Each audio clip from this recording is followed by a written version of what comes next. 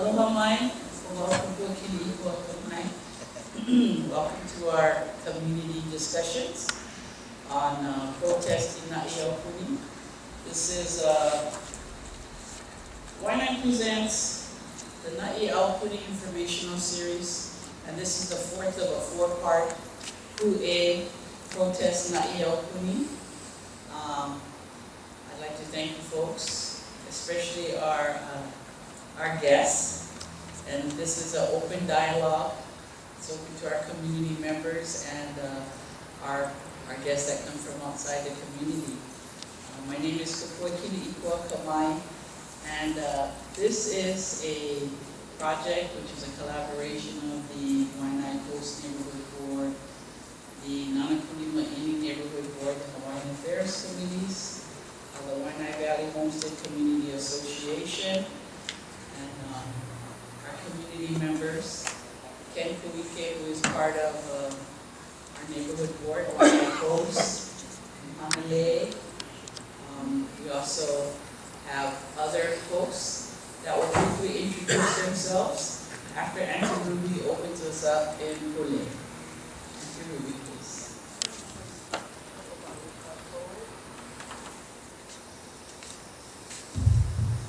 Mahalo kākou. Mahalo Keliikoa. We thank you for the blessings of this day, the gathering of our kamamina, and our willingness to kuka on the subject. We thank you for all the blessing of keeping in our good health and taking us safely home to our ohana. Mahalo, amen. Mahalo, Auntie Ruby. So, before we get started, if we could, Auntie Ruby, just pass the mic to your right, and we could just briefly identify ourselves, and if you're not from Waianae, just go ahead and share where you're from. Hi, good evening. My name is Ashley Marnejo. They call me Hawaiian from Pebble Beach. Hello, my name is Tony Oleo, and I'm from Pebble Beach. Ruby Maunakea, and Ho'opula o Nānākuli. Hujua Pastor from Gulf Country in Waimanalo.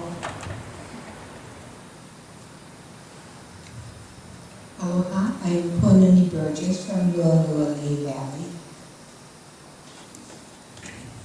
Aloha, I'm Pokanai from Lualua. I'm Kiloi and right from here, Waianae. Aloha, Yai, Ale, Mafi, Waianae Mohu.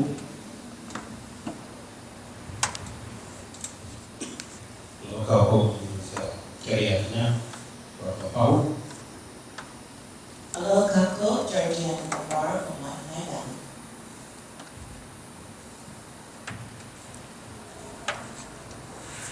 Mahalo. So, as I mentioned earlier, this is the fourth and final discussion in this particular series.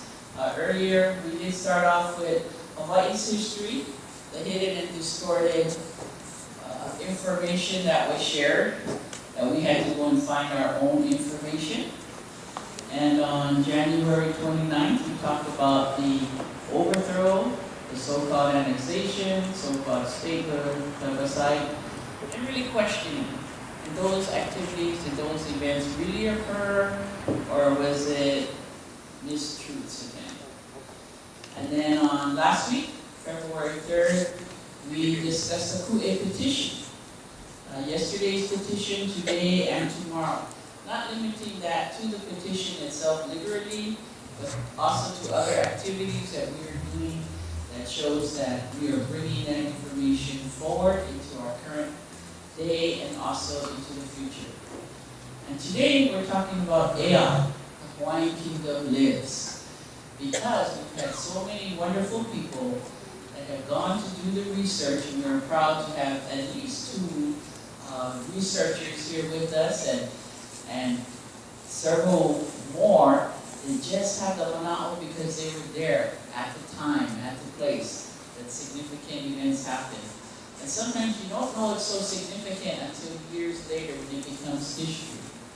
So here we are today with Ea, the Hawaiian Kingdom Lives. And because it's an open discussion and it's about everybody, I'll go ahead and let volunteer start us off, Poka. Could I ask him, and actually I want to thank Poka because he was also part of our first series, which was, again, Waiʻanae Presents informational series. And at that time, it was more from an inquisitive, what is Naʻi Aupuni? Does it affect us? How is it going to affect us? And so I appreciate the fact that Poka has been with us on both sets of series. He's definitely contributed his wealth of knowledge. And more so than that, he's an actual delegate. And not only in Naʻi Aupuni, but also in previous AHAs. So he brings with him a wealth of information. So Poka, if you'd be so happy to start us off. Mahalo. Yes, thank you very much. First, I want to thank you and everyone else for coming to these public community meetings. I'm sorry I wasn't able to come to the last two. I think it's very important that we who come from our community get into the community and start meeting and talking to the people, as we say, he awa, face to face, so we can engage in these conversations. For me, I think conversations are very, very important. How we conduct the conversations are also important. I don't like reaching conclusions before the conversations begin.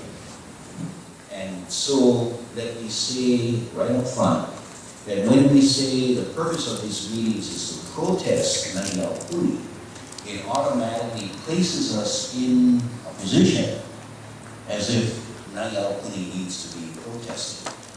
And as to that, I don't agree. I think Naʻi Aupuni is just another opportunity of Native Hawaiians getting together. Also, I don't like to be referred to as a delegate, because nobody elected me. In the present situation, they appointed all of us because they didn't know how else to proceed, and they were not going to let the U.S. Supreme Court put a stop to this process. So I think it was very smart of them to do that, to say that if this is in fact a liberation process, who the heck are you folks to tell us we cannot meet? In other words, the slave master should never be given the right to stop the slaves from meeting to discuss their liberation, which is essentially what this whole movement is about. Many of us object to the steps that is being taken for liberation. But right now, it seems to be the only game in town. Many people are shouting and screaming and saying, oh, you folks no good and this and that, without looking at, one, what is actually happening in Naʻi Aupuni, and without taking your own action. My response is, hey, go form your own congregation and engage in discussion. I would be more than happy to join as well. But staying outside and only throwing stones inside without creating your own hale from which you can discuss the propositions as well, to me, makes no sense. What I'd like to do in at least my introductory statement is explain from my eyes where Naʻi Aupuni is at. Some good stuff, some junk stuff. First of all, we recognize that Naʻi Aupuni, nobody voted for these votes. The process that is being undertaken, nobody agreed to it. They didn't come into the community to legitimize the process. It's just because the legislature passed a bill and bullied the Office of Hawaiian Affairs to go fund these folks. And then they started looking around for roles that they can take the names off and say, okay, here's our membership. And as you look at it, it's all being tracked to meet the federal recognition requirements. Okay. We all understand that. It's not the best. What should it have been? You should have put the question out to the people. Do you want to begin this process? And if the people say yes, then go to the next process of saying, okay, then let's elect delegates to sit down and talk about how we're going to bring about our liberation. Bring in all the voices. Let those voices be elected by the people themselves, not self-appointed. So one person can say, I am king of this nation, and the other one say, I'm queen so-and-so, and I'm the Hu'ohonua, or I'm a prince regent, or all that kind of stuff. And this is exactly what the people said as early as 1998. From 1993, 1996, we held that election, that vote. The question was, shall the Hawaiian people elect delegates to propose a name-calling convention? A lot of people were angry. They said, oh, you folks are sell out, you give in to what the Americans want, etc., etc. We had a guy actually die at one of our meetings because the controversy and the accusation was so stiff. But we went through the process. The vote was 73% said, yes, we've got to start electing our own delegates. In essence, they were saying we're sick and tired of people going to the United Nations and claiming that they represent our nation when we never participated in their election. We weren't invited to the family party or however they did it to elect their so-called representative. And that's why they say, let's elect our own representative. I was elected from Nu'unu'alei, the valley that I still belong to. We had Kamaki Kanehele, Glenn Kila, and others from this Waianae area. These were folks who were elected. Today, nobody elected, not in Naʻi Aupuni. The Aha Hawaii Oi'iwi came out with an agreement that we would propose two documents. One for integration within the United States, because you have a lot of people who want integration. They want to protect the Hawaiian homelands, they want to protect these programs that the feds were giving them, etc., etc., etc. Another group said, we want absolute independence. And we came out with a document for independence. But the screams, the accusations, the calls against this group being a sellout was so great that many of you don't even realize that we came out with two documents. One for independence, one for integration. Instead, the only screaming and calling out has been, you folks are invalid, illegitimate, because you are selling out to the government. What has happened is that we have had that carry over so that when Naʻi Aupuni is trying to do the same thing, rather than looking at what are the possible outcomes, people are saying protest, protest, protest, without getting to the substance and ask, what are you really protesting? The fact that Hawaiians are getting together, or the fact that you don't like what the outcome is, but you don't know what the outcome is because there is no outcome yet. Okay, so I do participate in every opportunity, whether it's at community meetings or Naʻi Aupuni or the Aha Hawaii Oi'iwi, because we got to maintain the conversation. We got to keep talking with each other and keep exploring. At the present time, this is at least my point of view that I'm submitting to Naʻi Aupuni. I'm saying, don't try to invent the wheel again.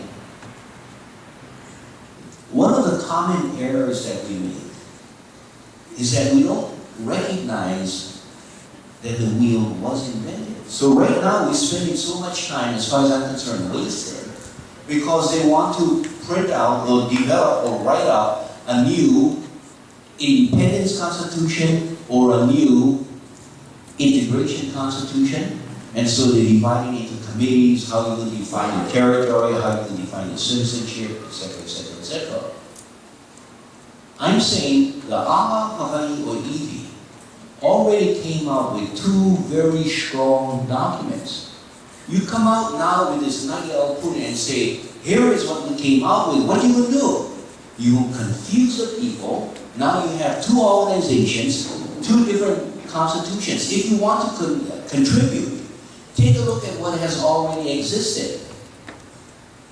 and start improving what has already existed. Because the Aha Hawaii o Iwi is the only, at least in my eyes, the only legitimate organization to propose to the Hawaiian people, try to work with the Constitution. You never even take a look at it or read it. You don't understand what it talks about. But if you take a look at it, you read it, you try to make critique, then the Aha Hawaii o Iwi can reconvene and can determine whether or not we will update our constitutional draft, because it was never finalized, and try to cooperate to come out with at least guidelines of what independence should look like, or what a nation within a nation should look like. What I'm also saying is that, we're getting kind of sick and tired of the argument. Either integration within the United States, federal recognition, Indian tribe, and all of that, whatever you want to call it, or we should become an independent nation. The conversation continued to this or that without appropriate respect for one or the other side.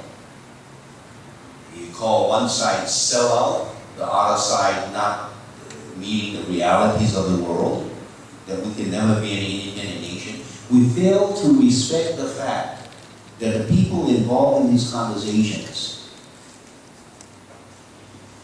are actually looking for solutions. Then we start attributing, you get rich, or you get a Hawaiian homeland, or you want your child to go to university and all that stuff. We fail to respect the integrity of each people recognizing their particular circumstance. The first day of the gathering, I was able to address the group. And I said, I come from Waianae, and a lot of us go to Tamura's store. And I'm standing outside Tamura's store, and I'm watching people walking, and I'm standing next to Kimo. So as we watch people walk, Kimo says, hey, you notice people walk in different ways? Some people, when they walk, they're looking down at every step that they're taking. And before the parking lot wasn't fixed, right? So they don't want to step into potholes or things like that. Especially people who cannot walk good, or they get knee operation, whatever the circumstance is. Other people, when they walk, they're looking straight ahead. They're negotiating on cars, or if they see somebody they owe money to, they can go the other way, whatever the reason is. But they're walking and they're looking at a different distance. Third group of people, when they walk, they're looking at clouds. They're looking at mountain tops. They're visioning so far ahead, they're looking at a time to come. So he says, which way is the right way to walk? And so I turned to him and I said, I think the real question is that the right question? Is there really only one way to walk? Is there only a right way to walk? Or isn't it our responsibility to respect each person, their circumstance, their situation, and have them walk in their particular need? Our responsibility is maybe we can all get together and walk in the same direction so that we don't bump into one another. But let's be more respectful and not judge somebody else. Some people are very concerned about if you shut down the Hawaiian Homes program, what's going to happen to my house? If you shut down the role that we have within the United States, what's going to happen to the federal programs, the food programs? What's going to happen to scholarships? What's going to happen to library services? Okay, but that's their reality. It's not my reality, but it's not for me to tell them, hey, don't talk about that. You got to think about my reality. I want to see 100 years from now, I want to see an independent Hawaiian nation. And their response is, yeah, but you're not being realistic. We're not living 100 years from now. When I go home, I got to put food on the table. So there are practicalities that people see, or different circumstances that people see. What our objective is to overcome this choice between this or that. That's not Hawaiian style. Our challenge is to change the or to and. We can all walk in our own ways, respect one another. And what we need to do in our communities, as well as at Naʻi Aupuni and all of our conversation, is begin to participate in changing the mind frame to get rid of this one against the other and to recognize that we're all in the same ballpark. I don't favor federal recognition, I don't, but I'm willing to assist the achieving of federal recognition, and I expect the same assistance to the achieving of independence. A people divided will not succeed. The Hawaiian people continue to divide, we lose, both sides lose. But then we get so caught up with our ancestral arguments about we will never give in or whatever the argument is, and we slice ourselves, and we slice our own throat. I'm saying what we need to do, not only change the paradigm from which we engage this discussion from now and into the future, but let's make it practical. Let's create a method by which we can start moving to our independence in a practical way. And that's why I talk about the Hawaiian National Transitional Authority. Sometimes it sounds kind of awkward. What do you mean, Hawaiian National Transitional Authority? Something that to take us from where we're at now and bring us to our full independence and the practice of our full independence. The Transitional Authority is not the independent nation. No, it's two separate. It's like what the United Nations and other international bodies recognize, what they call liberation organizations. The Palestinian Liberation Organization, the South African Liberation Organization. These are temporary status that assist you to come up and start operating, whether it's in the international arena, whether it's in the United States. But at least now you have an entity that you can identify, that you can say, this is the entity that organizes us and begins the overall push. Instead, what do we have in the international arena? Leon Seal runs up to the Universal Postal Union and says, when you folks cancel our membership in a UPU, you have no business doing it. Okay, so Leon is speaking, but who does he speak for? He claims to be ambassador for a particular group. Then you got the other side. Oh, I am the prince, or I'm the temporary regent, and I represent the Hawaiian nation. He's going off someplace else. Where are these people going to? And where is the collection of who is doing what on supposedly behalf of us? And is it really the kind of representation we want? We need to start organizing this kind of stuff. You need an administrative body. You need to make sure that when we send ambassadors out, that they are able to eat, they have a place to stay. You know, I used to go to the United Nations, to the Geneva, Switzerland. One of the most important things I used to pack is dry sardine, because that place is expensive. And when I get there, I try to buy a pot. So I can put water in the pot and then I get that small stove. You cannot have these people going and making these representations and treat them in that fashion anymore. Leon is an entertainer, excellent entertainer. Leon and Maria. He did a good job. He come back from all his travels. Where is his support? You have to organize and support these kinds of folks.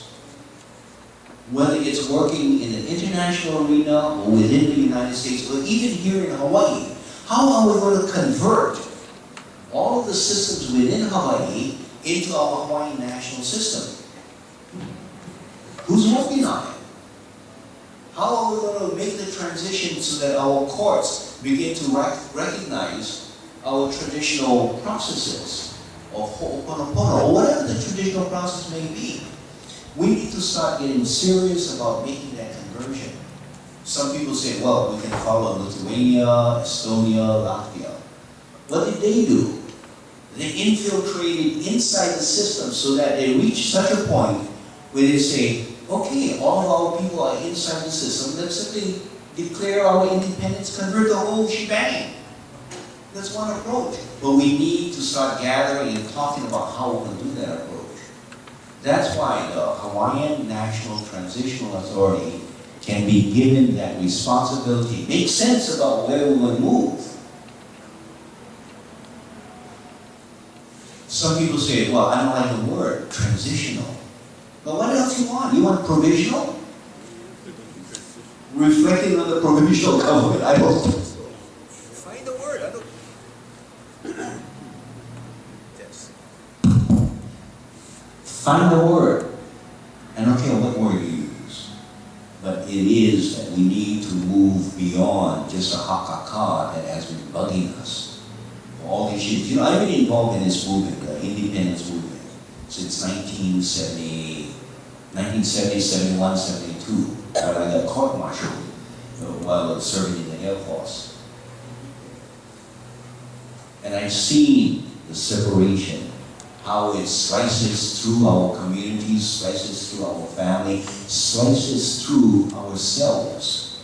We are tossed and turned and pulled from one side to the other side. And that's no reason for it. And it's that simple word that split our consciousness, the word war. And when we use that word, we fail to recognize that we are an inclusive people. So let's not only vala'au, let's actually put it to practice. Change the paradigm and start talking about, let's find solutions. Let's respect one another, allow each person to walk their own walk. Okay, sorry for taking so long, but I had to give up my chance. Mahalo.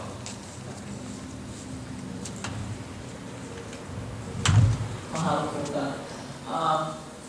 Don't let what he said frighten anybody or scare anybody from conversing. Because this is a group conversation. Okay. I'm Kapua.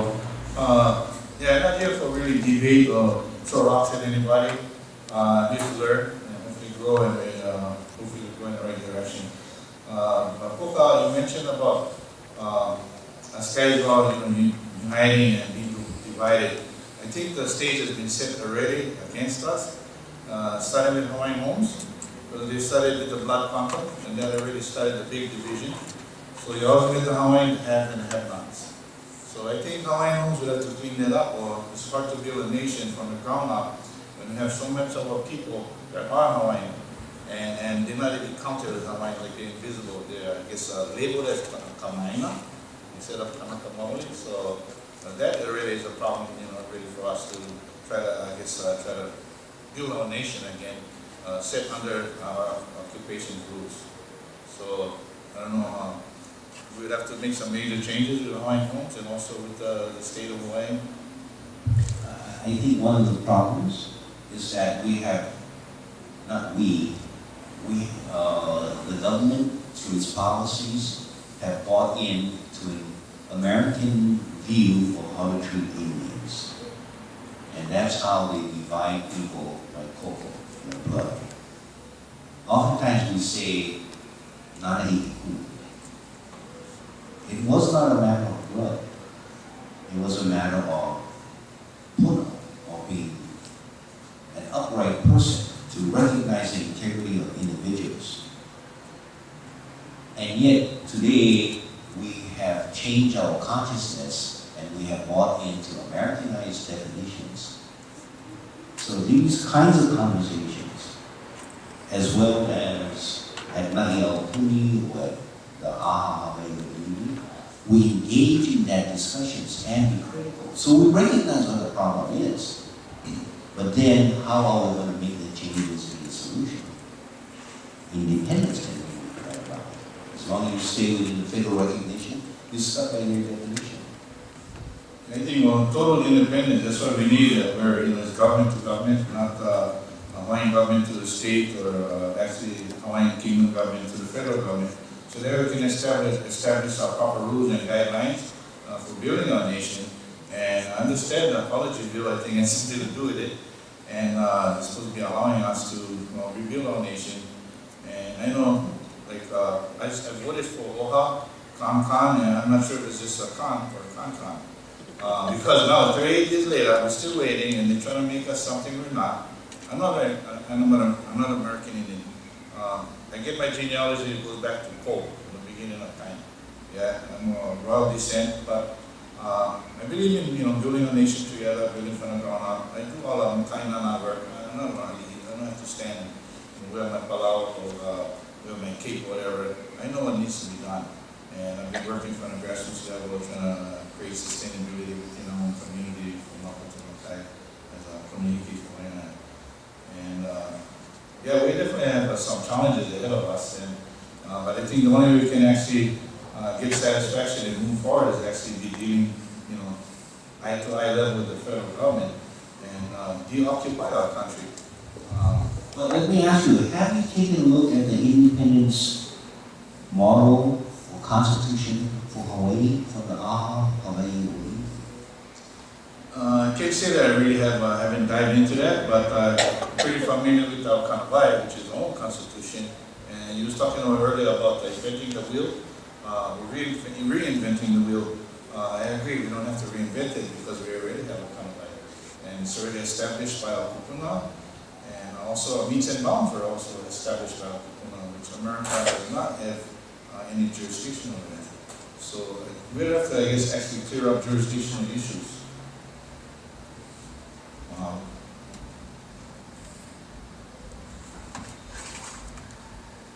Getting to United States constitutional law, any Kanaka, Hawaii Kopai Aina, Hawaii Aina person that wants to be part of this AHA, which is actually, we are already sovereign. Our people don't know we are. We have a constitution. We have a working constitution set down in 1864 because the bayonet constitution was under duress. We have all the laws. We have everything set aside. Our ancestors signed their name. We have Indus awards that proves that they own the land, even on a military basis. This proves who we are and what we are, and we've never given anything up. To understand what federal recognition is, you need to understand the Curtis Act. In 1889, the United States wiped out all the tribal courts of the United States for the 562 Indian tribes. The United States also securitized their own citizens under the 1935 Social Security Act and under the 1940 Alien Registration Act. Do you know what that did? That made you all dead. You're all in capital letters because why? The United States is bankrupt. So you became property, corporation, shareholder, monster. I have all the vital statistics from Washington, D.C. listing what the 1935 Social Security Act and the 1940 Alien Registration Act did. The United States is broke. And the reason why they're still here is we're propping up their insolvency. They have no money. They are bankrupt. And what do we? They have, this is free money for them. They know we're sovereign. They know because they know the laws. They know that a joint resolution could not cross the Pacific, couldn't go 2,300 miles. It could only go within their boundaries. They know that. They're very smart. They understand their Constitution. When they came and invaded us, it was premeditated. I showed you the evidence. Premeditated. They came in, and what? That's a war crime. And then they violated our neutrality, war crime number 2, and the third war crime is now they want everything we have. And they can only get it through a recognition of our people relinquishing our trust lands, relinquishing our real lands. Our people own this land. They know that. We're occupied. And they're violating The Fourth Geneva Convention of 1949, I'm not talking 100 years ago, I'm talking current history. They're occupying us under Article 49, and they're committing genocide under Article 147. And they're doing that by allowing our beautiful Hawaiian islands to be a mass weapon dump for their magnesium, their white phosphorus, their depleted uranium, and their Agent Orange. And our people on this coast, the Waiʻanae Coast, is suffering and dying from cancer. The highest leukemia rate in the whole United States is right here. I want you to understand we have a working constitution, and to change the constitution and rewrite it is treason under the 1864 Article 79 and Article 80 of the constitutional law. I'm not a lawyer, but I understand both constitutions, and I've studied 16 years of U.S. constitutional law under a federal judge in Washington, D.C. And I can tell you, because our people don't understand all these laws, that we are still sovereign. That's why the 4 Supreme Court cases that Duke Iona had on his show today, he had a historian. And this wonderful man went through our whole history. And he explained to Duke and everyone listening why we were still sovereign, why we didn't need OHA or anyone to represent us. Because what king, other than the king in heaven, would share their land with all our people? Not just the high chiefs, the 250 ruling chiefs, and the elite. He shared them with the Hewa. They're the Kuleana lands. That's your blood land. And that's right here. These signatures, there's no blood quantum. The kingdom has no blood quantum. It never had a blood quantum. But the United States made sure. Because why? If you read all the articles of the annexation, how did they describe our queen? Yes. The United States is a racial country. And there is only black and white. You're either white or you're black. I was educated in the South, so I understand this quite well. With the burning crosses of the Ku Klux Klan. I know what it's about. Thank God my people had it bad enough over here to have to go through that type of illegal discrimination. But all I'm telling you is that the power is in our hands. We have all the laws. We don't need any agency or anyone to tell us that we're sovereign. We need the carpe diem instead of solitudium faciam patium appellant, which is I give you desolation and you call it peace. Do we have to go back to Rome and to Latin to understand this is not peace? When our people understand that they own it all, they have the laws already set up, it's real simple. Kingdom law states that an interim government can exist through the royal order of organizing our House of Nobles and conducting our courts. We have it all here. This is our INA. Listen, we have royal patents. The landlordial patents are from Kamehameha III, their grantor to grantor. And I'm going to tell you a Supreme Court case that will tell you all about that. Remember the 1803 Louisiana Purchase? When Napoleon received 15 million, well actually, gold bullion from Thomas Jefferson and expanded the border all the way to Louisiana. Well, guess what? Napoleon invaded Spain and took all the Spanish lands. They were Spanish royal patents, and it wasn't until 1890s under Chief Justice Oliver Wendell Holmes did he return the Spanish royal patent lands of the U.S. Supreme Court. You know why?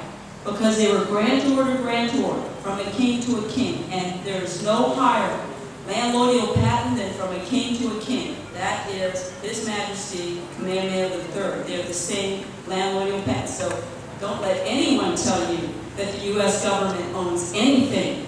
They committed a war crime that is a current war crime of 123 years, and our people have forgotten that. This is a standing war crime, piracy and treason, under the 9th Article of Confederation of 1777 and under Article 1, Section 8 of 1791. These are war crimes. And you have to know that you're in the driver's seat. You own it all. You're right. Our people have to get along and understand the truth. But it's been kept from them. And only people like me or other people that do the research or historians, well, they have the opportunity to share all this information with our people. It belongs to us. It doesn't belong to the United States. They haven't cleaned up their depleted uranium. And Schofield has 2 football fields currently dumping all their trucks and all their Jeeps and tanks. They didn't stop. They went across the Atlantic, they missed their desert, and then crossed the Pacific to dump all their depleted uranium right up on Schofield Barracks. And they still haven't cleaned up their white phosphorus, their Agent Orange, or their magnesium. I mean, what do we have to show? They've broken every law, and the reason that the Senate Bill 2046, you know why they want it? So they can route tunnels, like they've done through all our islands, that you can go all the way from Lulu Lake to Pearl Harbor, and you can go anywhere. We have tunnels in cities completely underneath our islands, and you have no idea. And they want this tunnel to be developed, and that's what the whole positioning of that little, we're going to use it for our National Guard. Do you realize what we're wards? Do you know what a ward? When a country is occupying you, you become a ward. And when you're a ward, in Vietnam, we had the 3rd highest Vietnam departures. That is a war crime. We are a ward of the United States because they're occupying us and cannot make our men go to war, which they did in Vietnam. I'm not saying it might have been against their will, but there's so many laws that have been violated by the U.S. Constitution, and our people have no clarity that we have these laws.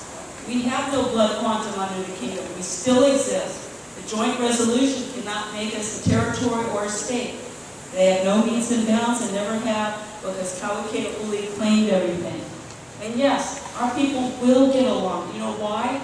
Once the truth is given to our people, they'll understand.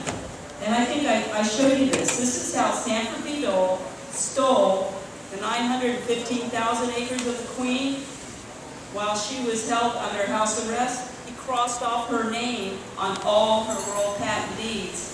And you can inspect this and put his name on it.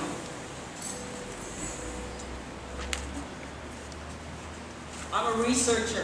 I'm not a lawyer, but I love law. And I learned it so I can help my people understand the horrifying, heinous crimes committed against our people, our queen, and our lands. I want people to know that this red ribbon document of Queen Liliuokalani submitted to Washington, D.C. June 17, 1897, along with the kuʻe petition, which is so important. Without this kuʻe petition, we're the people, our ancestors refused U.S. rule. They can't take us over unless we allow them. And this proves that there's no legal transfer of any kingdom lands to the United States. They said in the joint resolution, the Newlands Joint Resolution, that's a domestic bill law in the United States, this document proves the United States owns no land right here. And I got this in 2005, and I've given it to everyone. The certified documents to John Osorio, to everyone, every group, even Henry Noah, every group has it. I shared it. I don't have any more. The certified document that is in College Park, Maryland, is the evidence that the United States owns nothing. That's the truth, and that's what I'm here for, so that our people will understand that they have it all. They have their Constitution. They have all their laws, and it's all their land. All we need is the prescription. The United States has to come and give us the right apostolinium and clean up the mess, and we can proceed. It's real simple. And anyone or any group that wants to change our race from what we're listed in Bern, Switzerland, from our first treaty of 1826, is called genocide. And genocide in any country will have to follow the laws under the Nuremberg Charter, Article 46, Section A to J, or the Fourth Geneva Convention, which is 1949, and that's Article 47, 147. You cannot do these things. And anyone that comes against the kingdom and its constitution and violate Articles 79 and 80 is committing treason, which is called misprision of felony. That's premeditated. You have to know what you're doing. And trust me, they do. And our people need to know the truth. Why would you want someone to barter away your inheritance for your mo'opuna? You own it all. You don't need any agency to tell you how to do it. You have it all. This is yours. And that's my research. And I share it with everyone.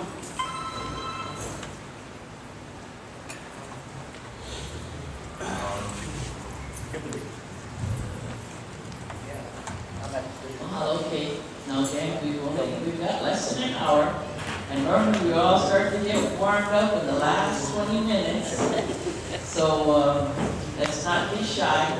But I do want to address a couple of things. You know, regarding the kuʻe Naʻi Aupuni, I really appreciate those individuals that are participating in there, especially when they are at heart Hawaiian nationalists, you know, maka'aina na kanaka oiwi, kanaka maoli, and anything that we want to call ourselves, those of us that recognize that we are still an independent nation. And so we're just trying to share that with them. But the reason that I ku'e it is because as good as these people are, you know, regardless of which models that they come out with, because they're going in with their sincerity, they're going in with their heart, and believing what they do, whether it be staying part of America, or knowing who they are, and recognizing that we are independent.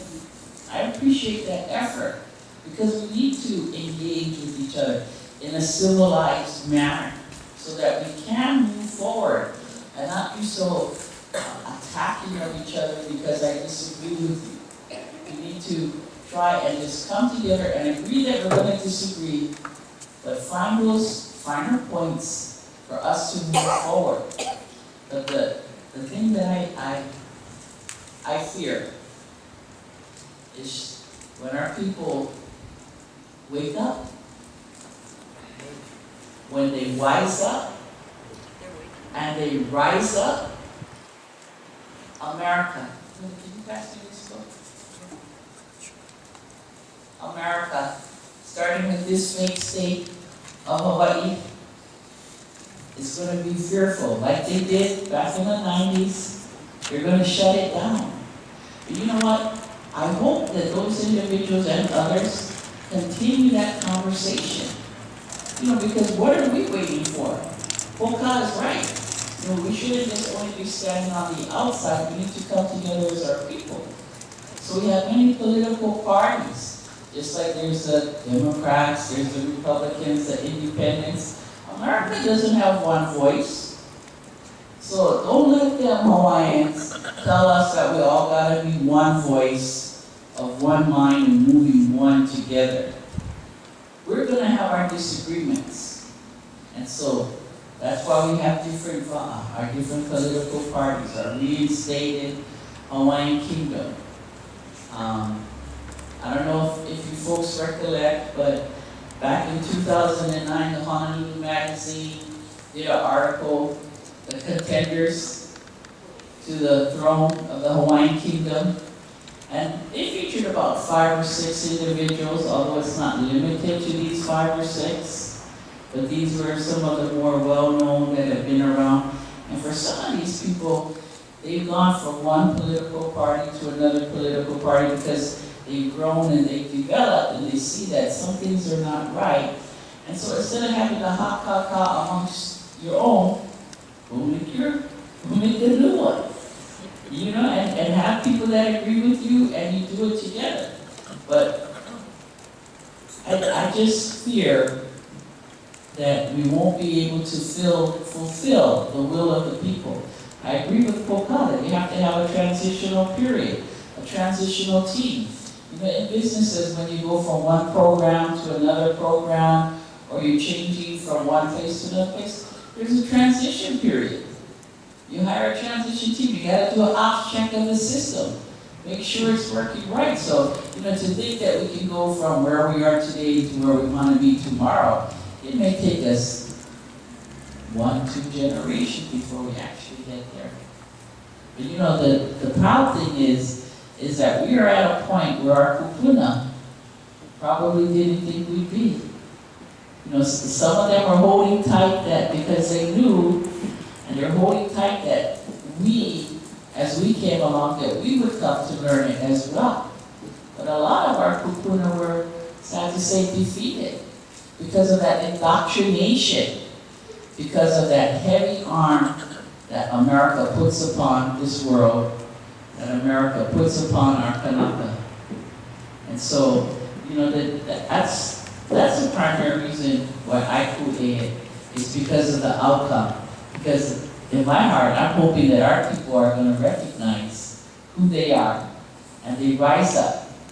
But that's for our people. We need to continue. We need to continue without it.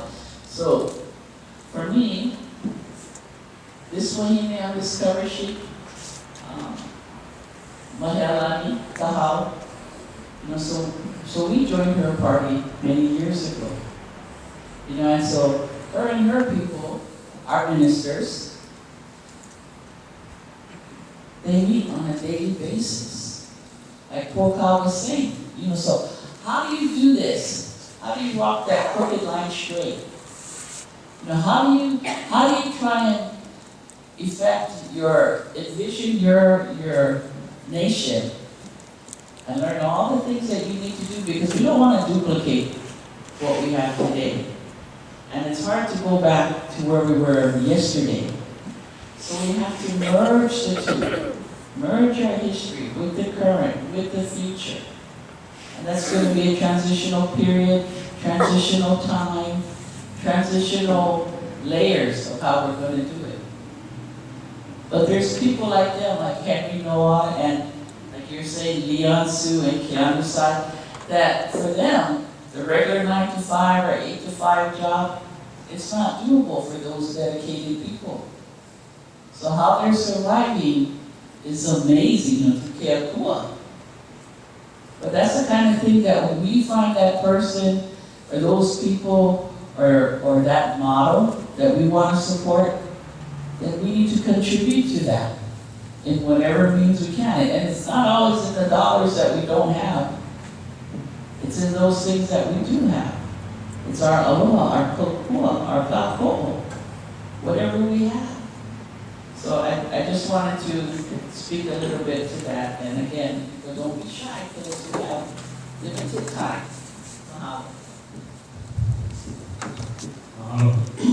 I just want to say, I do sit in some of the meetings with Leon Sue at the Coalition of Hawaiian Nationals.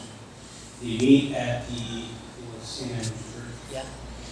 Yeah. And we discuss a lot of things of what we can do to kind of have the world recognize what we're trying to do to gain our independence. So he's trying one avenue, Keanu's trying another avenue. We have Kalani's running another avenue. He's been doing a lot.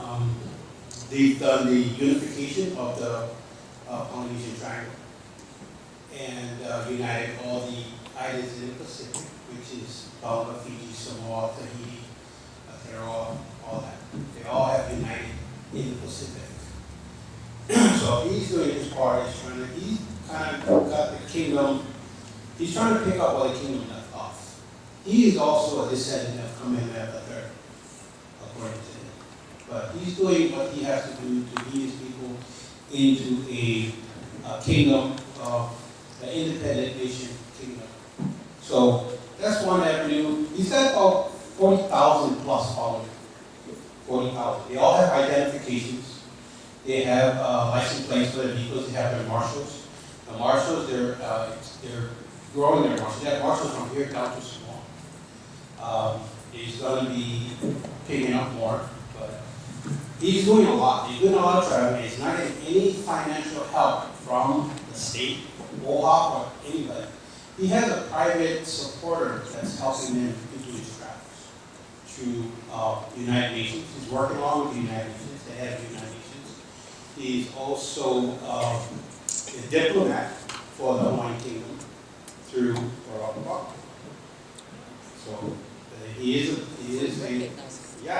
recognized, and Hawaii was recognized as an independent nation, but somehow it's occupied by the United States government.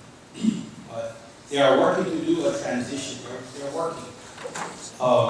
Keanu's actually touched the military side as far as explaining the history of Hawaii to the military. The military is willing to go through a transition, but Keanu said it's a little premature right now.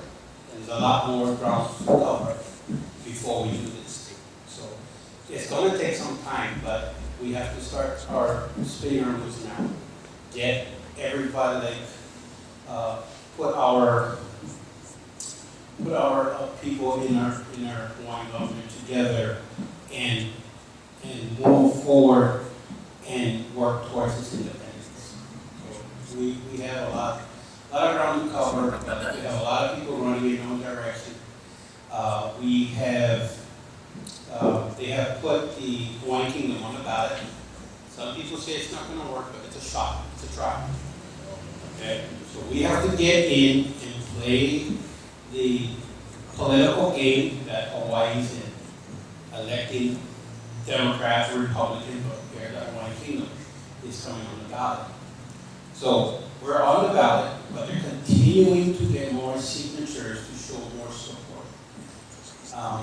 And this is, once the kingdom is elected, other than a Democrat or Republican, then we can decide from there what we're going to do. So we're actually, I think this weekend, they're going to be at the surf meet, I think, the Buffalo people. So they're going to be out there this weekend, I think it's this weekend. And they're going to be just doing more signatures, basically. And then I think Donald Kaulia will be there too. And he's the one responsible for getting the Hawaiian Kingdom on the election ballot. And when I spoke to him, I said, I don't reckon myself as an American citizen. He said, technically, if you bank with any bank, you use the currency, you're currently an American citizen in that sense. So we have to not say, I'm not American, I'm not going to vote. It's not going to help us. So we need to get in and vote and let our voices speak who or what type of government we want.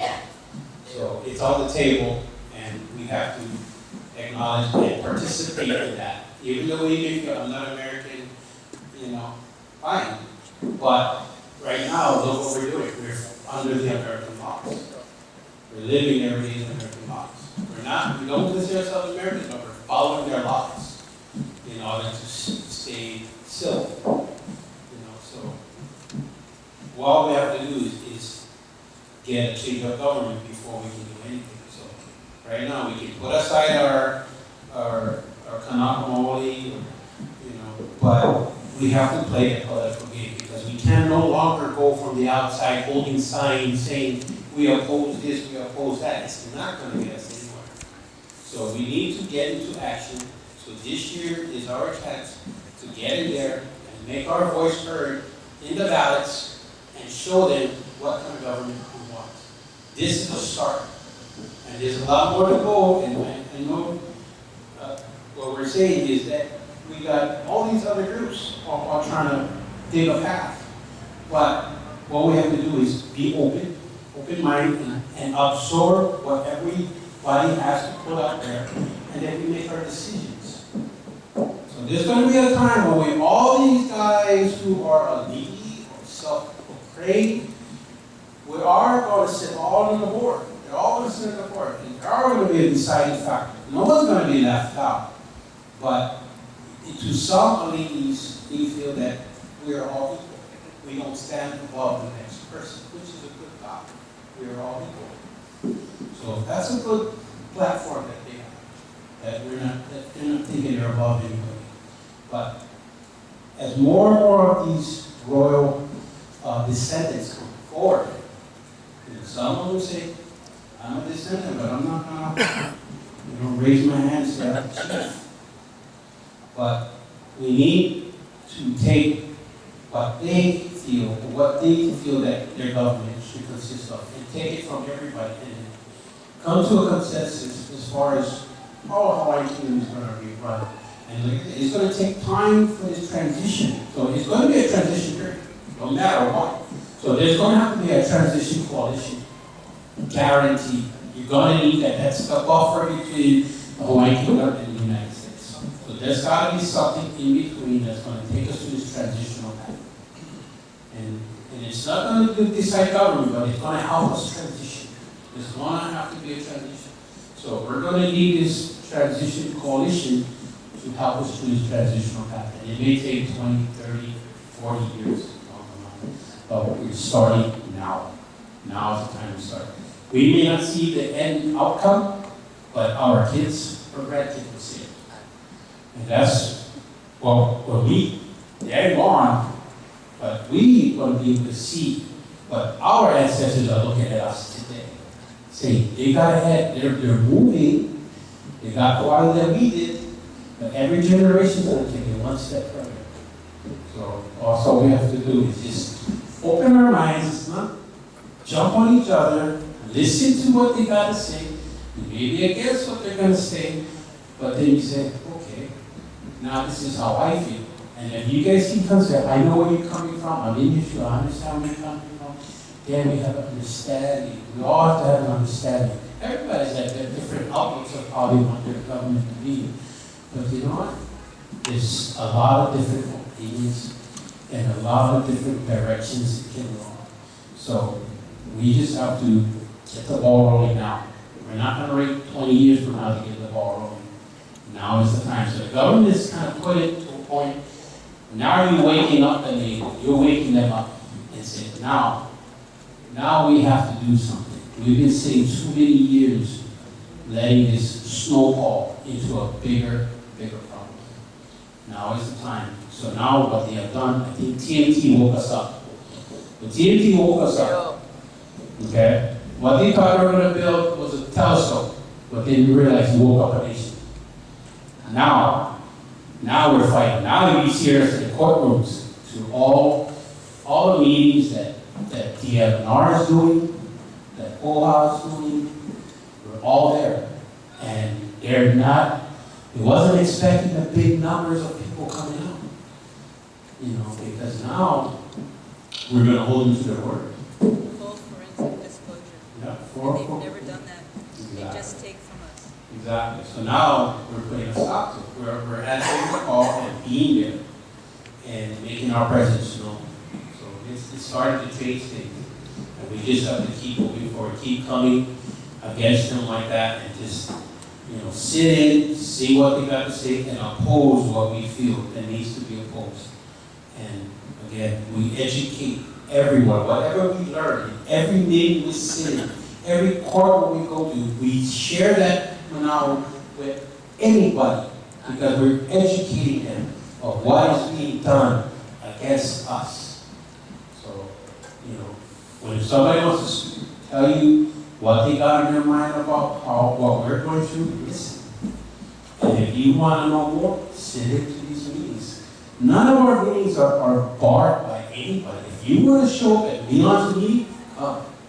In Milan's meeting, there's food, so come. People come there all the time. They eat good. So we don't keep nobody out. Everybody's welcome. And put in whatever knowledge you have, they're willing to listen. We have students there from UH. They come in to sit in on meetings. We got people in the community that come in and sit in on meetings. We even got homeless that come in and sit in on meetings. They want to know what's going on. They want to be part of it and eat food too. So, like I said, there's a lot of meetings out there, and just participate, get involved. They're not going to keep you out. Not only they're controlling who they let in, and that's wrong. Because you're blocking out what is supposed to be public access. You don't want them to come in and start opposing what they got to say. They're trying to lay out their platform and whatnot, but I think it's wrong for them to shut people out. public. It involves the public. You shouldn't be shutting them out. That's why all other meetings is all open to the public. Even our meetings are open to the public. So, if you hear about a meeting, go to it. Anything comes up, whether it's Capitol, there's a meeting at the Capitol, go. If there is a sign leading somewhere, participate, get involved, show that we're out there and we're fighting for everybody. And I think that the more and more people are in tune with what we're doing, what we're fighting for, they're going to appreciate where we're going. Some people are afraid, they don't know. I've dealt with a lot of people who argue with me on the subject of independence. They argue with me.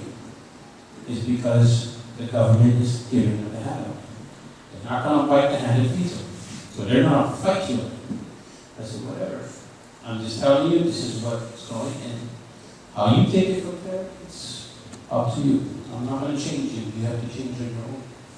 But I'm just, sharing my knowledge, what I've learned, and where we can go. If you go online and watch Voices of Truth, they've interviewed a lot of interesting people. And again, that's another avenue you need to watch, Voices of Truth. They've done some segments where can Hawaii survive without the United States? And a few of them said, yes, we can. We were independent before. We can do it again. The United States just outsourced all our food sources, taking away all our farmlands. So we have to depend on the mainland and the shipping companies that's making millions of dollars. Jones Act. Yeah. So every island is designed to have a farm, and each island will support itself. That way, there's no money spent on importing. Everything is right here in our islands, and we need to go back to that. Go back to our independent and self-sufficient.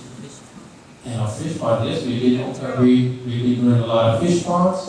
We've been doing a lot of cultural holly building. So that's all part of our nation building, as far as learning how the traditional ways to build hollies, how to maintain our fish ponds, how to maintain our column, all our farming. So this is stuff that we need to learn, to go back to the land and learn how to survive. We have plans to go and build 2 hollies on Mokuʻe Island. Mokuʻe Island sits off Staten Island. That's an old fishing village. And I talked to one of the ladies there who has an organization who teaches children the culture of the fishing village. They have a big fish pond on that island. And they have some buildings that they're refurbishing to be classrooms. But they have some problems with some people that are there, and Neil and I might have to get involved to get them up. But what we planned for them, they're very excited to build 2 hollies on their island, and one of them is going to house their canoe that was sitting there for many years that's being refurbished right now. So there's a canoe that sat on that island. So we're going to have one holly for that canoe and another holly to be teaching these children of the culture of the fishing village. So they're very, very excited. So we have a lot of projects we do, and we welcome anybody and everybody who wants to get involved and help build these hollies, to learn how to build traditional Hawaiian style hollies. And I've been to the one in Waiʻanae, and it's very interesting.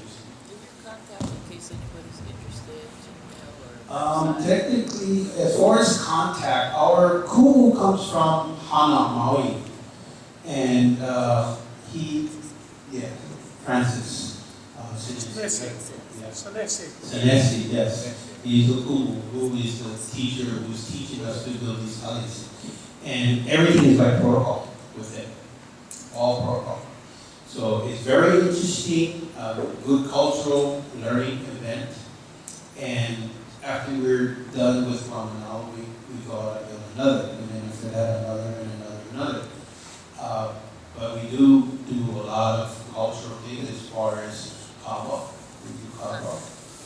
Contact, basically, I think it's contact. You can They're all on Facebook, and,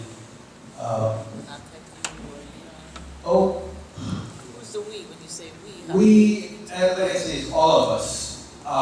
No one is in specific who runs it. It's all a learning experience for all of us. So we just, if you need to look, you can look on Facebook. I'm sure if you're connected to one person, it shares from everybody. Whoever posts one thing, the next gets it. That's not part of the It's part of the UH the agriculture in Maunakea. They have I think it's like a farm, the University of Hawaii. Okay, so if you need to know, just look on Facebook. I'm sure you find it. Okay. I like Pope is talking about the theory. Looking on the ground, we walk. But me, I'm more of a sky person, looking at the mountains, that kind of thing. Because I feel what's happening to us today as we see here, sharing our thoughts and dialoguing what we're doing. There's other people thinking about taking more land as they march down the Waiʻanae Coast, to Malaha, to wherever they want to reach.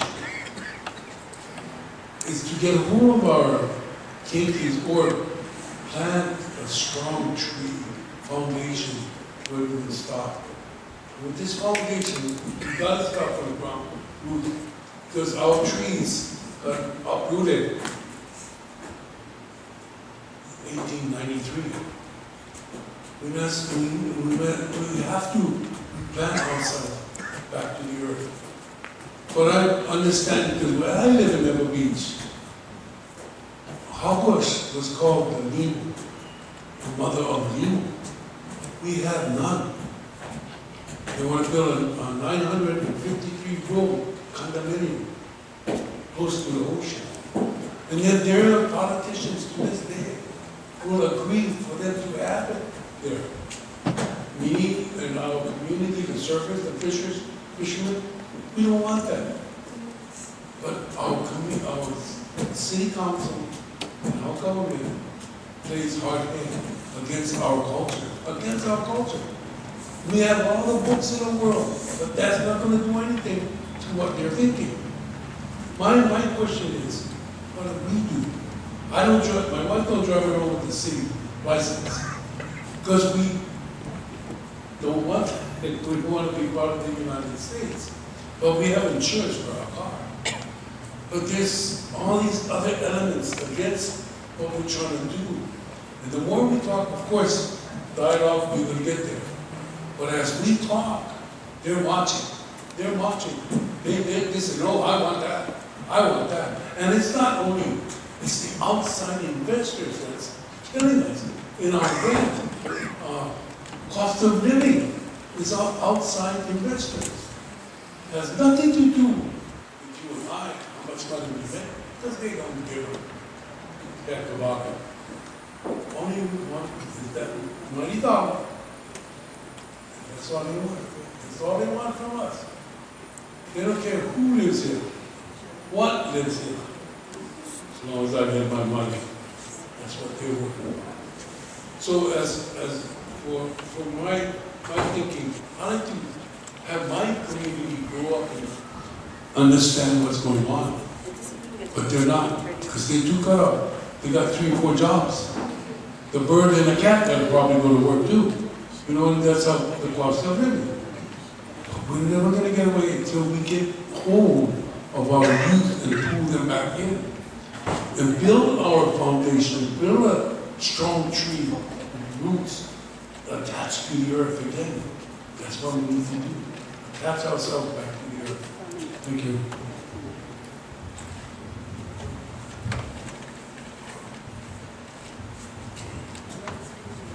Well, Kako. So I want to go back to Filipina and show you proof. Agent Orange in Okinawa.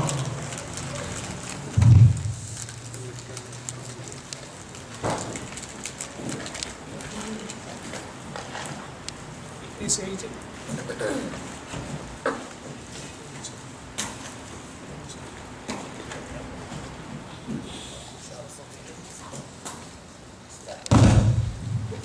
This was Agent Orange from the Vietnam War.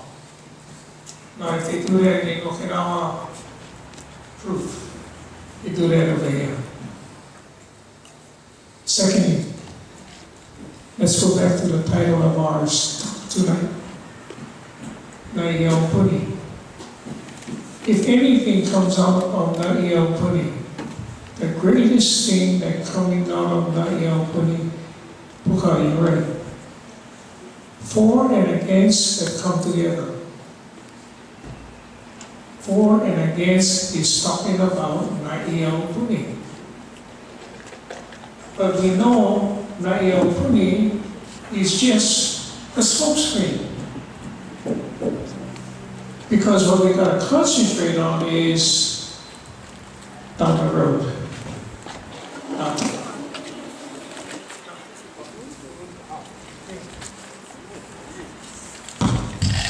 It's not too far down the road. It's just a couple months away. The question is not getting our people involved with the process, but getting the deadheads out of there. Concentrate on voting them out of office. Don't concentrate so much on voting us into office. Take the time and the measure to vote them out of office. That's the first thing we need to do in order to create that vacancy in that deadhead position. Because these guys are not listening. These guys are not listening. Previous speaker. We don't know. They're not listening. Why they're not listening? When they talk. Other thing that came up in the conversation, cost of living. Every time we talk about the cost of living, what brings that about? The wages. What do you call that? Minimum wage. Here. And we talked about that. It's not so much the discussion on minimum wage because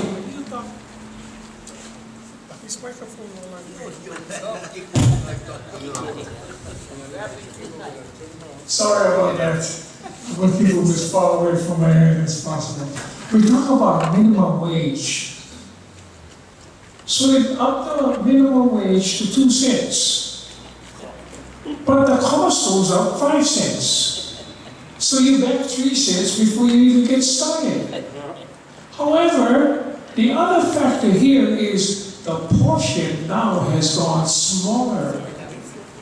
So you gotta spend 10 cents to get as much as you had before you got 2 cents and you're 8 cents behind. Because they're talking about minimum wage. Let's start the conversation on minimum costs.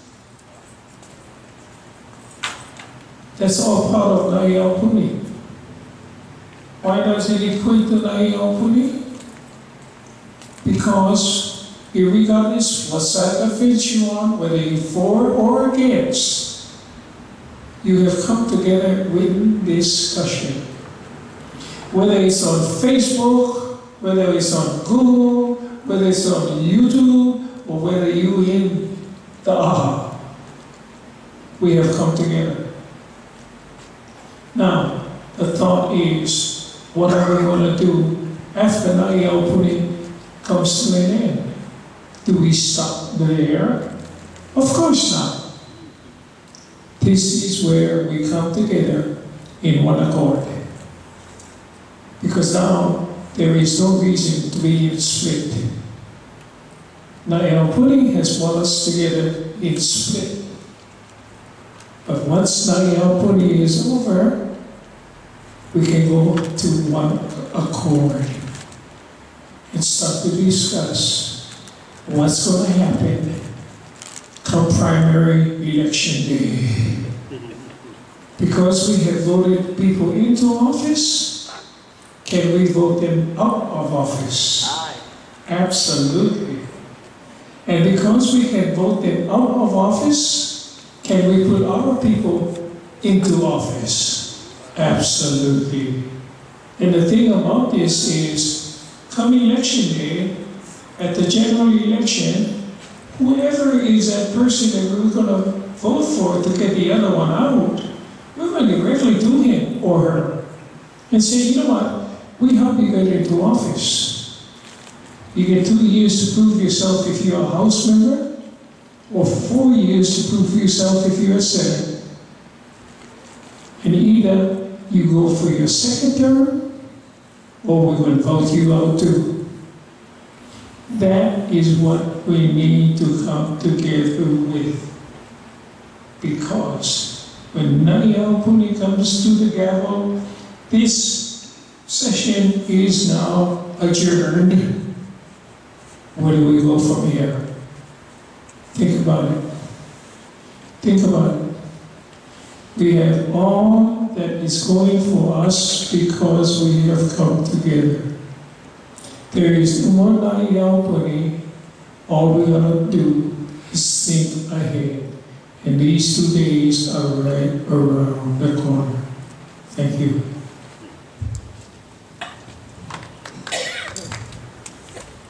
Well, thank you, Uncle Joe and Uncle Tony. Here's my contribution. You're correct. What happens when the gavel falls and Naʻi Aupuni is all power? It simply is about community organizing.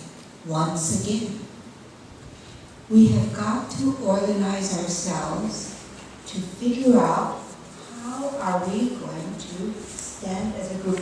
We can vote against people, or we can actually figure out how we're going to establish this transitional authority and put it into action. We can spend the time and start raising funds amongst us to do community organizing so that we can figure out what we are going to do when Naʻi Aupuni is power. How are we going to get onto a ballot for all of us to figure out this transitional authority and what will be the governance that that authority will hold, and how will each one of our communities, our families participate. That's what we have to, as you were saying, Uncle, we're going to have to plan ahead for when that gavel falls and Naʻi Aupuni is no longer there to help organize our people. We're going to have to organize ourselves. Now, however we, and sir, what is your name? I was listening to you and I thought, you and Poka have very similar thoughts. You just don't know it. And I'm thinking, I'm reading this paper that he wrote. If you would read it, and if we would all read it, it states here what the transitional authority is about and how each of us participate and own it. But if we just keep talking about what we don't like instead of really figuring out what we like. So I'm going to tell you a story, okay?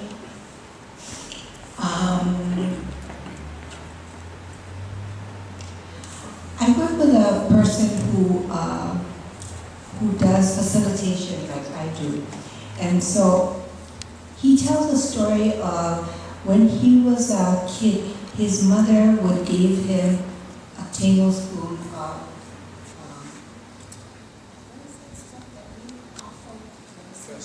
castor oil. Castor oil. Yeah. So when his mother, when he was small, his mother used to give him a tablespoon of castor oil.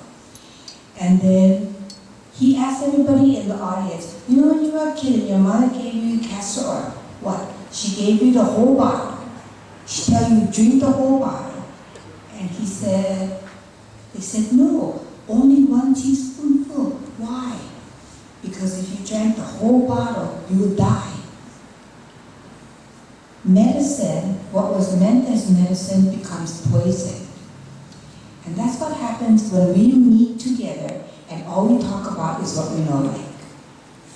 When we talk only about what we know like, it's like taking one whole bottle of castor oil.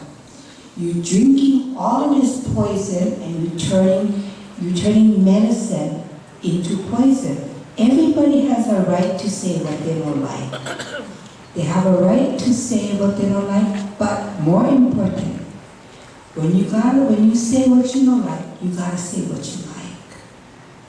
And that's why he said, when my mother was giving me that castor oil, she always gave me orange, a piece of candy. We always have something sweet to go with the sour.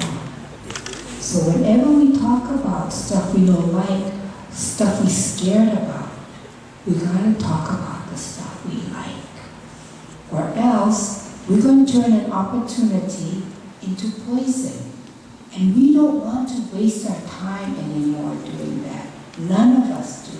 None of us do. I'm going to tell you one more story, which is what my belief is of this community that we all occupy.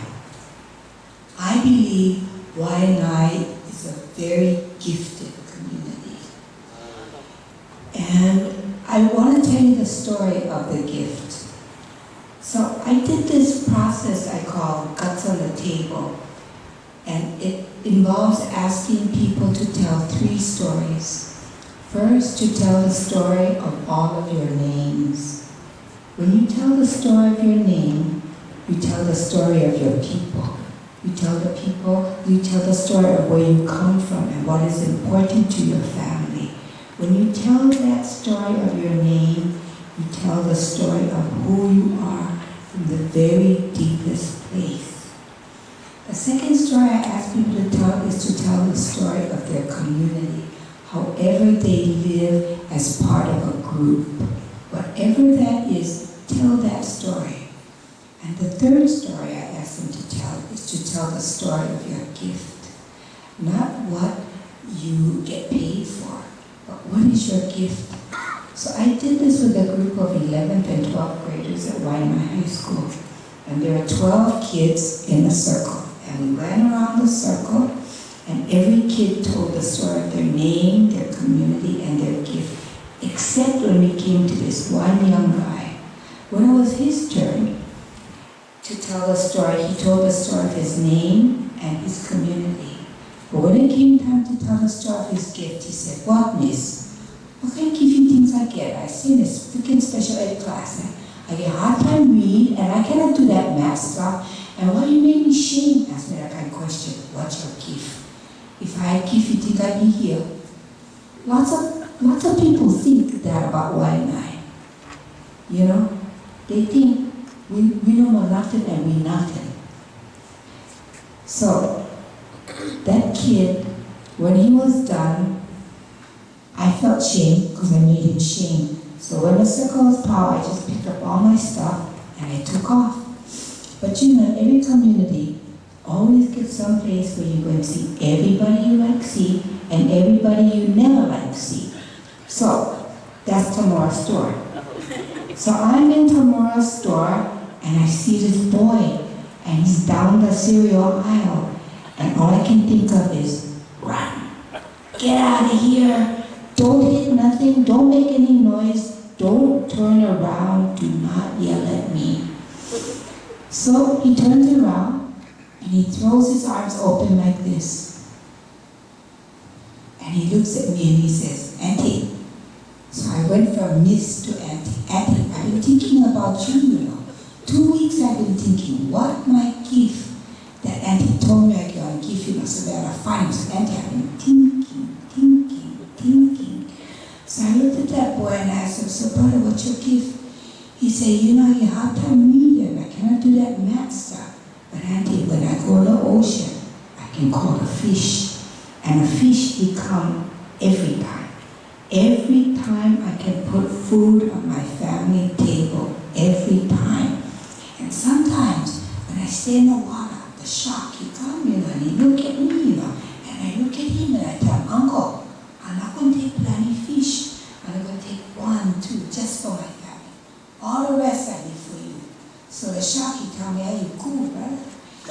was Uncle you cool, so Shaki always waiting on it. I go, my baby, I think that's my gift. I look at that boy and I think, this community has so many kids like this, so many. Some of you are those kids. And if we don't ask our people, what is the gift we bring to the nation? What is the gift that we each bring and that we must be held accountable for? And unless we start talking about the gifts of our community of Waianae, of Lule, of Nānākuli, unless we start having those conversations with each other seriously, we're going to miss this opportunity that was Naʻi Aupuni. Naʻi Aupuni is not perfect. Nobody said it was, nobody said it was going to be. But you know, it's an opportunity for us to sit as friends, as family, and figure out what we like in this nation of Hawaii. What we like. I like that boy. I like that boy be recognized and appreciated and honored.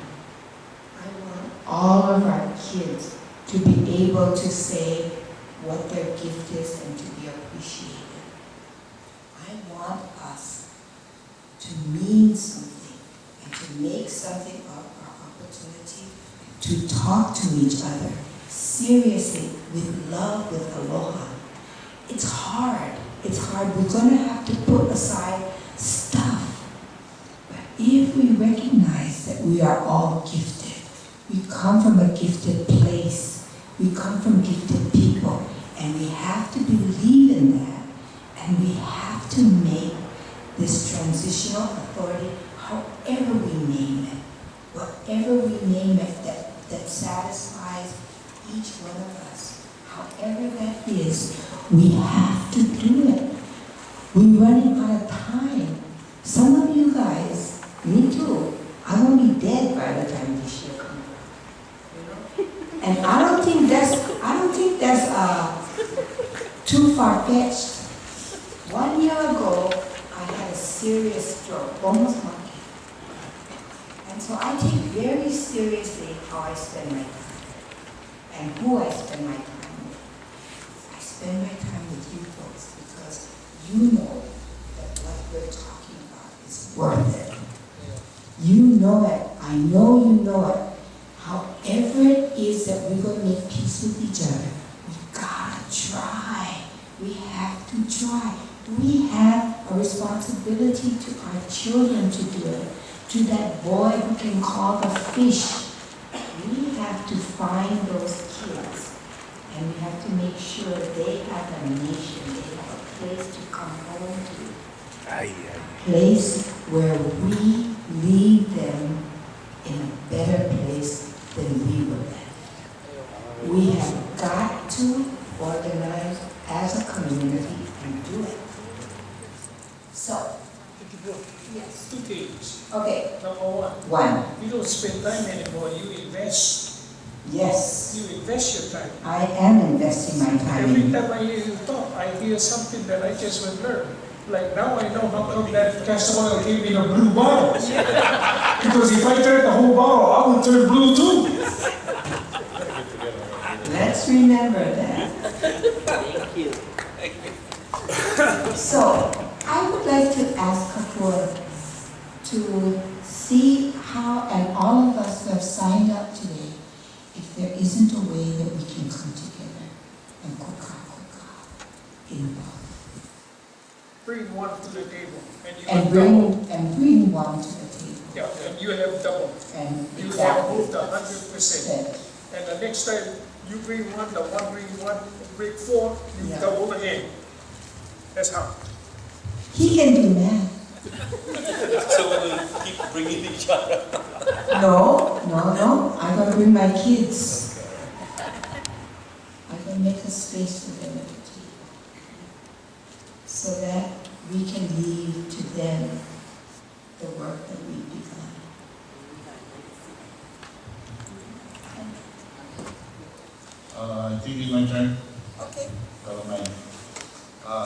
I just wanted to comment on what I was saying earlier about the voting process, and also mention about that we are equal. I have to disagree with that. I'm not picking on anybody, but it's seeking clarification. We have an equal say, but we're not all equal. It depends on your ike, how you grew up. You know, the videos grew up under like kumu and whatnot, or under kahuna. So we all not equal, but we have equal say. I have to say that. And the thing that actually I think we have to work on, like talking about voting. I don't vote really because it was part of the American process, and if we went vote and be in the box following the American Constitution, well, they always going to throw this thing at us about us being race-based. So if we do a voting process under a Hawaiian Constitution and under a Hawaiian Kingdom government, which means you have to swear allegiance to our country and become a citizen, then you can vote. That's the way I see it. Because if we're going to play these games in America and all that, our own lawmakers is breaking the laws. So how can I tolerate all this stuff? They talk about all these laws and making all this stuff, and there's no enforcement. And they keep breaking the laws, and us Hawaiian get more and more pushed out into the, paying a point. Right now, working on this project, like that, but I talk about Meleana Hales. I worked on restoration and preservation years ago at Pukola. I worked with Francis Silenci, as well as many others, Nākoa from throughout the islands of Waiʻanae, to learn and become certified to build hale builders, and also to do restoration, preservation, layouts. So we have those people out here already in Waianae, and actually island-wide, different islands. I'm pretty much connected to all of that. And I'm also with the Kingdom of Tui, I'm a marshal. I'm a marshal. And actually I took liberties during the holidays. I guess I'm dyslexic, I'm okay, I was born with that.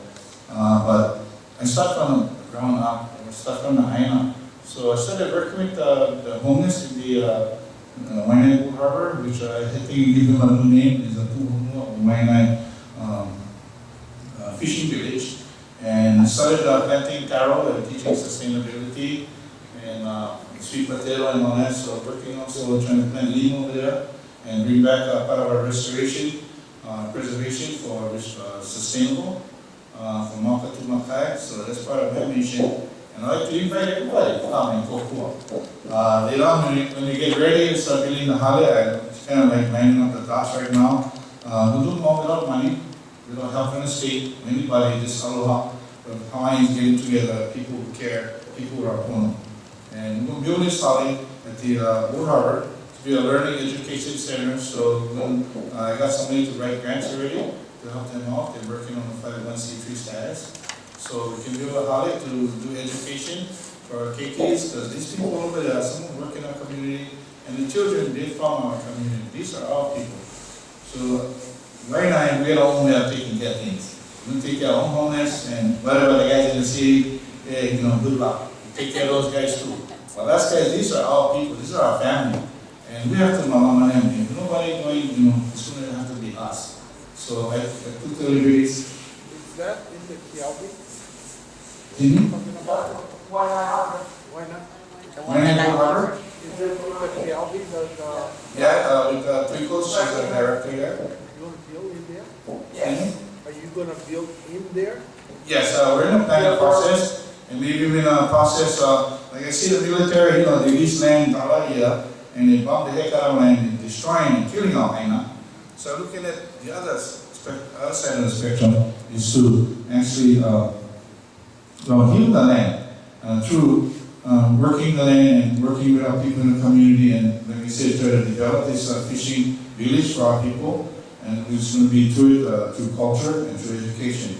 And that's why I'm going to build a hale, so we can have education, looking at long term, bringing people in there to help professional running organizations that can help with education or health programs, things like that, so we can help give our people a hand up instead of hand up. So I took the initiative, and I welcome everybody to come on board to kokua. When the time is ready, I thought of kind of putting the word out. It's like how in UH we have a lot of students out there, young Hawaiians, and when they do their protests, everybody is asked to bring on pohaku from their hakupoha and come and and put the ahu together, and it kind of shows ownership. So I thought, why not? We can do that here in Waianae. So we invite whoever as aloha, come and be part of our hana and support, bring your pohaku, and become an owner and be part of this history that we're making now. So we're building our nation now from the ground up. I'm not waiting, I'm not doing politics, I'm just being there and doing the work. Mahalo. Mahalo. And I apologize, but we're out of time. Whoever. Oh, go ahead. You can make it quick. I'm hoping I get away with this. Not speaking tonight. Uncle Joe looked at me and handed me the mic. My name is Willa Leonardi. I'm a Hawaiian homesteader here in Waianae. I also grew up in a Hawaiian homestead in Waimanao. My moku hauhau is from Olaupoko, and we're still on the land. We haven't left it for 200 years, so we're still in Maunakuli, by the way. Sadly to say, there's 5 of us on this table here that are from Hawaiian Homestead, and I speak for myself. I'm not speaking for all of you. You can all speak for yourself. And I'm waiting for Naʻi Aupuni to get over and done with, because what the work is going to be is we're going to have to huli over Naʻi Aupuni to begin building from grassroots, from the ground up. Right now, it's top down. I mean, like, I supported the delegates who wanted to be a delegate into Naʻi Aupuni, okay, even though I personally would not be a delegate. So and that's as far as it's going to go. Right now, as I said, I can hardly wait till it's over so we can huli it and start from the ground up, because I'm very leery about the padlocking that had happened, and it shouldn't have happened. I think it was an ill thing that had happened. I mean, we should have let Uncle Walter really go in and observe. Why not? I mean, he was the only one that's going to go there and observe every day. We were going to go to work, we were all busy, and so that should have happened. And because that hasn't happened, I can hardly wait to believe Naʻi Aupuni. Thank you. I'm sorry, I'm going to have to close all of this off. And I am going to close it off with addressing our faith state and those illegal legislators who are not necessarily complying with the law. But if we don't engage now, we don't know what's going to be left, if anything, for our kids. Because what they're trying to do is they're trying to transfer lands over to the military. What is currently leased, they're trying to give it away. Give it away. And then they tell us, the state tells us that we don't have enough money to take care of us, the people. But here they are, they want to give away fake state seized property over to the military. So as much as I disagree, we have to engage. So I'm hoping that Mauna Awakea has awakened our people, and that they recognize that we do need to engage into this process that we wholeheartedly disagree in. But in this world that we currently live in, might is not right, but might is what rules. And that's the way it is right now. Another announcement I wanted to make real quick, again, and this is for tomorrow, for our Lahui, our Hawaiian immersion program is having their annual ho'omau, and this is their 28th annual ho'omau.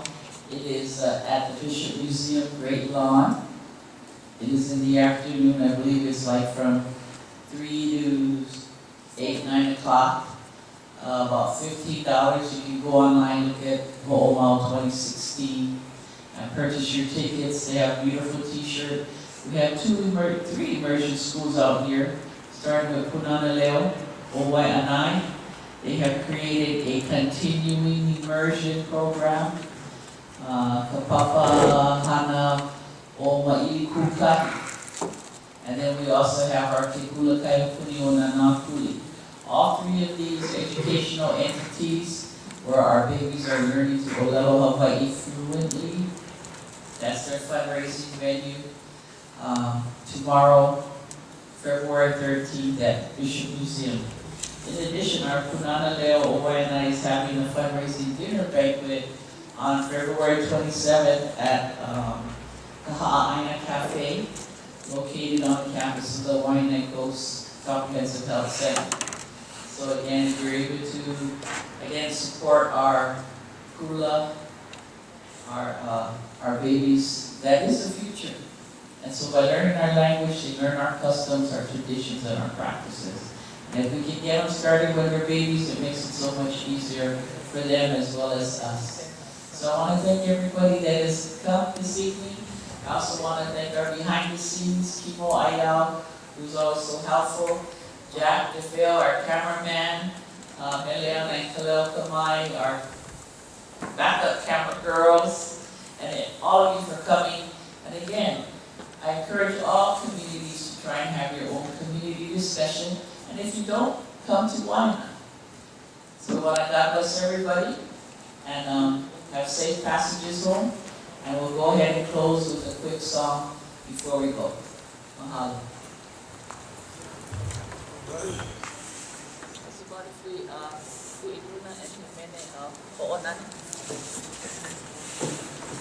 And then we need to quickly go.